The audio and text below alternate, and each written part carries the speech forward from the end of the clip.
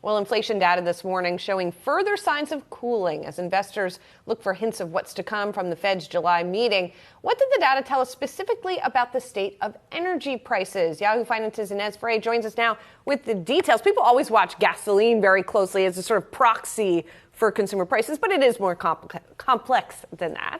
Yeah, that's right. And so we have seen that energy last month was up 0.6%, the energy index. Now, that includes all things like gasoline, like fuel oil. Now, remember that in the previous month, energy had fallen 3.6%. So you are seeing a little bit of volatility month to month. But year over year, energy is down 18.6%. In fact, out of all the categories, it's the one that's down the most. What a difference a year makes, because energy was so volatile last year and it made up so much of the CPI last year. Now, if we take a look under the hood, why you saw energy going up 0.6% in June. Well, gasoline, as Julie was mentioning, that increased 1% in June. But remember, the prior month, it had decreased 5.6%. So some volatility there. Electricity increased 0.9% in June after falling in the prior 3 months. Year over year, electricity is up 5.4%. So if you did see your electricity bill go higher this year, well, you're not alone.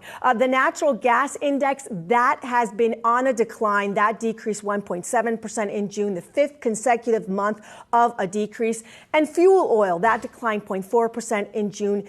Year over year, fuel oil is down 36.6%. Now, remember that the energy index really impacts so many other things because it impacts jet fuel, for example. And we saw that the airlines had come down as well. So airfares. So really, you are seeing a downward trend when it comes to oil, and oil had been trading right now. It's been trading at a 10-week high.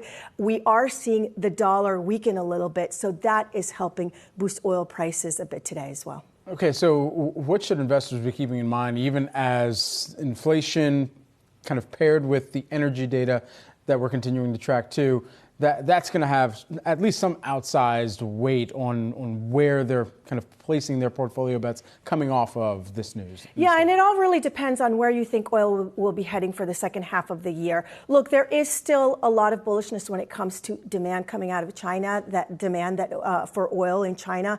You are seeing the EIA that just came up with its demand forecast for 2023. You have the supply cuts that are coming out of Saudi Arabia as well. So that should impact oil going into the second half of the year. But of course, the big red herring is what happens with a recession in case of a recession, and what happens with demand if there is a recession, and how severe it would be.